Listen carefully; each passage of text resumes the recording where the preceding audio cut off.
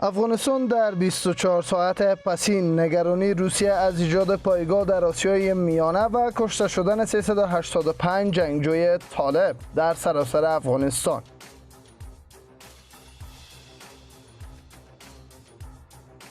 سلام، به بسته معلوماتی گزارش‌های مهم روز از PMG نیوز خوش آمدید. در این بسته ما برای شما پیرامون نگرانی روسیه از ایجاد پایگاه نظامیان آمریکایی در آسیای میانه، فرستادن نیروهای تازه نفس کماندو برای جلوگیری از سقوط بدخشان، کشته شدن 385 جنگجوی طالب در 24 ساعت پسین و بازداشت یک سرگروه خطرناک جرایم سازمان یافته از سوی پلیس گزارش‌هایی را آماده کردیم که با هم می‌بینیم. اما پیش از دیدن ویدیو لطفاً کانال ما را سابسکرایب کنید. برای آگاهی از تازه ترین های PMG نیوز زنگوله را فشار دهید. برای شریک سازی معلومات با دوستانتان این ویدیو را شیر کنید. اگر دیدگاهی دارید لطفاً کامنت کنید و در عین حال لایک این ویدیو را فراموش نکنید.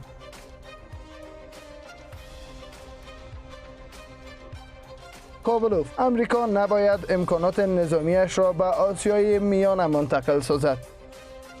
در حالی که پس از 20 سال نیروهای امریکایی از افغانستان خارج شدند، در تازه ترین مورد نماینده روسیه برای افغانستان ابراز نگرانی کرده است که آمریکایی ها نمی توانند و نباید پس از خروج کامل از افغانستان تمامی امکانات نظامی خود را به آسیای میانه منتقل سازند. کوبلوف افزوده است که امریکا می خواهد پایگاهی را در منطقه ایجاد کند که بتواند در فراهم ساختن کمک به نیروهای امنیتی و دفاعی افغانستان نقش اساسی را تامین کند. کوبلوف که با خبرگزاری RIA سخن میگفت افزوده است ما پیش از این نیست چنین سیگنال هایی را در سطح مختلف و واشنگتن فرستاده ایم. آرزومند هستیم که پیام های ما شنیده شود. زمیر کوبلوف از حکومت افغانستان و گروه طالبان درخواست کرده است که باید دو طرف در شکل دهی حکومت ائتلافی در کشورشان سهم بگیرند و از خشونت ها دست بردار شوند. آقای کوبلوف افزوده است تصمیم نهایی در مورد ساختار قدرت آینده در افغانستان باید از سوی شهروندان این کشور روی دست گرفته شود. فرستاده ویژه روسیه برای افغانستان همچنان تاکید کرده است که انتظار دارند تا فرصت مناسب برای اثرگیری گفتگوهای میان افغانان نزدیک شود این گفتگوها اثر گرفته شود. کوبلوف تاکید کرده است ما به همکاری های خود با امریکا، چین و پاکستان در چهارچوب نشست سه جانبه ادامه می دهیم. انتظار داریم که برگزاری دور بعدی این گفتگوها در آینده نزدیک رقم بخورد. افزون بر آن ما امکان برگزاری نشست دیگری را در ذهن داریم که ممکن شبیه نشست مسکو باشد. همانطور که میدانید همه کشورهای منطقه تا افغانستان و ایالات متحده را متحد بسازند. این گفته ها در حال مطرح می شود که بامداد روز جمعه 11 سرطان 1400 هجری خورشیدی نیروهای امریکایی بدون هماهنگی با نیروهای امنیتی و دفاعی افغانستان بگرام بزرگترین پایگاه نظامیشان را ترک گفتند. موردی که پرسش‌های زیادی را مبنی بر خروج نیروهای امریکایی ایجاد کرده است. در همین حال پس از خروج نیروهای خارجی از افغانستان اکنون نگرانی کشورهای منطقه در مورد امنیت این کشور در حال افزایش است. این موارد در حال مطرح می شود که پیش از این وزارت خارجه آمریکا هشدار داده بود اگر حکومت بازور در افغانستان روی کار شود جامعه جهانی آن اداره را نخواهد پذیرفت. نیت پرایس سخنگوی وزارت خارجه آمریکا گفته بود هر حکومتی که به زور در افغانستان روی کار شود برای ما پذیرفتنی نیست و هرگز قانونی پنداشته نمی شود. از همین رو این گونه حکومت هیچ گونه کمک از جامعه بین المللی دریافت نخواهد کرد. آنچه که می توانیم بگوییم این است که هدف ما همواره پشتیبانی از نیروهای امنیتی و دفاعی افغانستان و حکومت مشروع در این کشور بوده و ما به کمک های خود ادامه می دهیم. همزمان با این زلمه خلیلزاد فرستاده ویژه آمریکا برای صلح افغانستان گفته است که واشنگتن برای حمله بر اهداف هراس افغانان در افغانستان اوضاع این کشور را از نزدیک زیر نظر دارد. به نقل از رسانه‌های آمریکایی پس از ترک پایگاه بگرام از سوی آمریکایی‌ها که دست کم 20 سال در این پایگاه حضور داشتند، طالبان حمله‌های تهاجمی‌شان را بر این پایگاه راه اندازی کردند. اما این حمله‌ها به عقب زده شد. طالبان پس از خروج نیروهای آمریکایی از پایگاه بگرام این گام آمریکایی ها را ستوده و تاکید ورزیدند که همزمان با خروج نیروهای آمریکایی افغانستان یک گام دیگر در روند صلح نزدیکتر شده است. این در حالی است که طالبان در وضعیت کنونی تحرکاتشان را در برابر نیروهای امنیتی و دفاعی افغانستان در شمال و شمال شرق کشور گسترش دادند. وزارت دفاع ملی نیروهای بسنده برای حفاظت از بدخشان فرستاده شدند. همزمان با تشدید نبرد در شمال شرق کشور، دست کم 16 ولسوالی بدخشان به دست طالبان سقوط کرده است. نیروهای امنیتی و دفاعی کشور مقیم بدخشان برای حفاظت از جانشان به کوهها و مناطق دوردست پناه بردند. شماری هم به دست طالبان اسیر شدند. اکنون وزارت دفاع ملی کشور در خبرنامه نگاشته است که برای نگهبانی و حفاظت از ولایت بدخشان این وزارتخانه نیروهای کافی را به شمال شرق کشور فرستاده است. در خبرنامه‌ای که روز دوشنبه 14 سرطان 1400 هجری خورشیدی از سوی وزارت دفاع ملی منتشر شده آمده است، صدها نیروی تازه نفس کماندو به ولایت بدخشان فرستاده شده و عملیات سرکوب طالبان آغاز می شود. در همین حال مقام‌های محلی بدخشان نیز تایید می‌کنند که نیروهای تازه نفس به فیض آباد رسیده است و در حال حاضر آنان آمادگی کامل برای دفاع از بدخشان دارند. دفتر رسانه‌های والی بدخشان نیز تایید کرده است که صدها سرباز و کماندو روز یکشنبه به میدان هوایی این ولایت رسیدند. از سوی هم وزارت دفاع ملی در خبرنامه‌اش نگاشته است نیروهای کماندو و بسیج مردمی امشب عملیات بزرگ تصفیه‌ای را در بدخشان برای محافظت از جان و مال مردم این ولایت را اندازی می‌کنند. این وزارت در ادامه افزوده است نیروهای کافی برای محافظت از مردم در بدخشان جابجا شدند. این در حالی است که در روزهای اخیر طالبان مدعی شدند که حدود 16 ولسوالی بدخشان را تصرف کردند. همزمان با این نگرانی‌ها از حمله طالبان بر شهر فیض آباد نیز بالا گرفته است. احمد بشیر سمین والی بدخشان اما در یک پیام ویدیویی به مردم اطمینان داده است که نیروهای امنیتی و دفاعی از شهر فیض آباد محافظت خواهند کرد. از سوی هم منابع محلی در ولسوالی‌های جرم و وردوج مدعی هستند که طالبان پس از تسلط بر 16 ولسوالی در شمال شرق کشور شمار زیادی از تجهیزات نظامی ارتش را به اختیار خود گرفتند که شامل توپ‌های دوربرد دیسی، موترهای هاموی و تجهیزات سبک و سنگین می‌شود. اما وزارت دفاع ملی کشور تاکید می‌ورزد که در 24 ساعت پس این نیروهای امنیتی و دفاعی افغانستان توانستند عملیات‌های هوایی و زمینی را در این ولایت راه اندازی کنند و تلفات زیادی را برای مخالفان مسلح وارد کردند. همزمان با این گزارش‌ها از بدخشان می‌رساند که در حال حاضر طالبان از باشنده‌های محل باج خواسته و از آنان می‌خواهند تا برای جنگجویان این گروه غذاهای مکلف فراهم سازند. هرچند وزارت امور داخلی کشور پیش از این مدعی شده بود که طالبان در وضعیت کنونی هیچ گونه تحرکی را نداشتند و توانایی مدیریت محل را ندارند، اما طالبان یک روز پیش با نشر خبرنامه تاکید ورزیده بودند که این گروه در وضعیت کنونی می توانند از تمامی جغرافیایی که بر آن تسلط پیدا کرده اند محافظت کنند.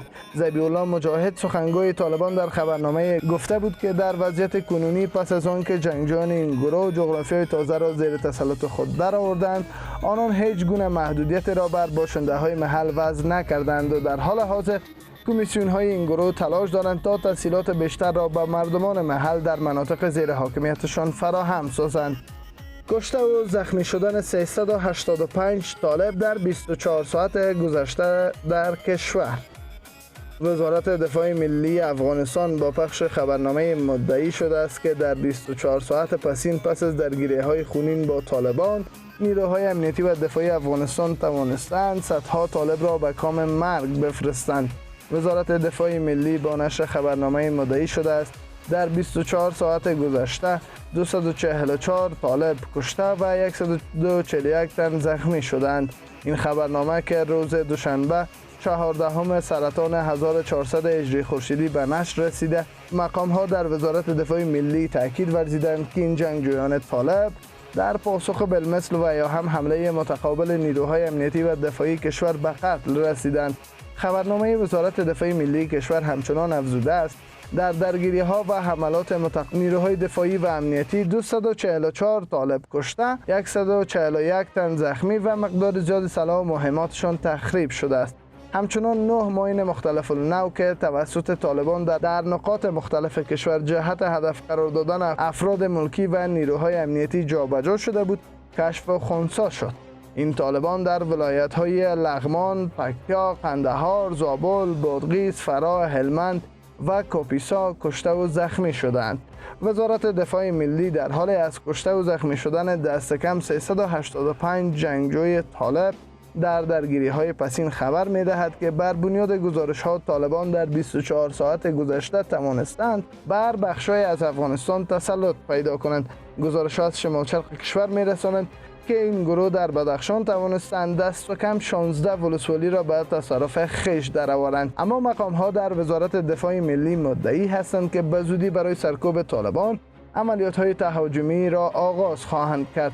جنرال هیبت الله علیزی فرمانده قلاردوی عملیات های خاص بر رسانه های کشور گفته است که در وضعیت کنونی تمامی تمرکز آنان برای سرکوب مخالفان مسلح در ولسوالی های است که آنان توانستند جغرافیا را به دست آورند. این گزارش در حال مطرح می شود که به نقل از گزارش نشریه فوربیز امریکا، طالبان پس از تسلط بر ولسوالی ها و در اختیار گرفتن تجهیزات نظامیان ارتش ملی افغانستان دست کم 700 موتر هاموی نظامی را به پاکستان منتقل کردند و در بدل آن جنگجویان طالب از پاکستانی ها خواستند تا تجهیزات سبک و قابل مانور را برای جنگ های چریکی در اختیار آنان بگذارد. در همین حال وزارت دفاع ملی تاکید می‌ورزد که طالبان هرچند پیشروی‌هایی داشتند اما در وضعیت کنونی نیروهای امنیتی و دفاعی کشور تلاش دارند تا به زودترین فرصت مناطق از دست رفته را دوباره زیر تسلط خود درآورند، وضعیت امنیتی در سراسر کشور را به حالت عادی برگردانند. از سوی هم با سقوط پاسگاه‌ها و ولسوالی‌ها به دست طالبان اکنون بحث تامین امنیت از سوی نیروهای منطقه‌ای بیشتر از پیش افزایش یافته است و مقام‌های وزارت دفاع ملی و امور داخلی کشور می‌گویند که در وضعیت کنونی آنان تلاش دارند تا روی این طرح تمرکز کنند تا از سقوط بیشتر جغرافیا به دست طالبان جلوگیری شود. بازداشت یک سرگروه جرایم سازمان یافته از سوی پلیس. وزارت داخلی افغانستان با نشر خبرنامه‌ای نگاشته است که پلیس ملی توانسته است فردی را که در جرایم سازمان یافته نقش کلیدی را بازی میکرد بازداشت کند. بر بنیاد خبرنامه وزارت داخله که امروز دوشنبه 14 سرطان 1400 هجری خورشیدی منتشر شد، مقام ها در این وزارتخانه تاکید میکنند پلیس یک سرگروه جرایم سازمان یافته جنایی را بازداشت.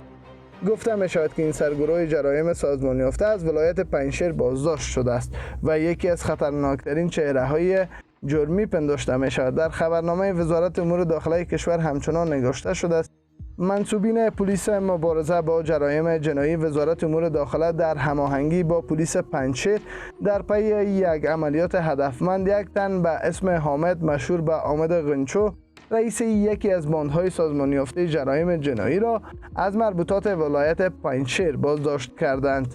بر بنیاد خبرنامه فرد بازداشت شده در جرایم متعددی دست داشته است که با بازداشت او تا حد میزان جرایم سازمان یافته در مرکز و ولایت‌های همجوار آن را به بهبود خواهد گذاشت. خبرنامه در ادامه نگاشته است این فرد مظنون به ارتکاب چندین مورد قتل در بخش‌های مختلف شهر کابل، تهدید به مرگ افراد و باجگیری از دکانداران در ناحیه دوم و چهارم شهر کابل می باشد. وی از قبل تحت تعقیب پلیس قرار داشت و نامش در لیست افراد تحت پیگرد میثاق امنیتی کابل نیز درج می باشد. در همین حال مقام های وزارت داخله مدعی شدند که هنگام بازداشت این سرگروه باند جرایم سازمان یافته او با تجهیزات نظامی مجهز بود، اما پیش از آن که دست به عمل نظامی بزند پلیس او را بازداشت کرده است. خبرنامه همچنان افزوده است از نزد این فرد یک میل سلاح کلاشینکوف نیز به دست آمده است. از تمامی هموطنان عزیز تقاضامندیم در صورت ادعا بالای این فرد به منظور پیگیری هرچه بهتر و تحقق عدالت بر ریاست مبارزه با جرایم جنایی وزارت امور داخله مراجعه نمایند. این گزارش در حال اسوی وزارت امور داخله کشور به اختیار رسانه ها گذاشته می شود که همزمان با گسترش دامنه نبرد گروه طالبان در سراسر کشور جرایم سازمان یافته یکی از موارد دردسرساز برای شهروندان افغانستان برشمرده می شود. بر بنیاد گزارش ها هرچند وزارت داخله از کاهش جرایم در پایتخت کشور سخن می زند، اما باشنده های پایتخت مدعی هستند که تحرکات مجرمان جنایی و سازمان یافته سبب شده است تا آنان نتوانند به خاطر آرام به گشت و گذار بپردازند و کاروبارشان را انجام دهند. در تازه ترین مورد گفته می شود که 3 دزد مسلح با وارد شدن به یک دواخانه دواخانه مالک آن را زخمی ساختند و دست کم 20,000 افغانی پول فروشنده این دواخانه را با خود بردند. پلیس کابل تا هنوز در این مورد ابراز نظر نکرده است. آرزومندیم که این بسته معلوماتی را تا پایان دنبال کرده باشید. برای حمایت از ما سابسکرایب را فراموش نکنید و زدن زنگوله برای آگاهی یافتن از تازه‌ترین های این چینل را از یاد نبرید. شیر، کامنت و لایک این ویدیو حتمی است. تا دیدار بعد، بدرود.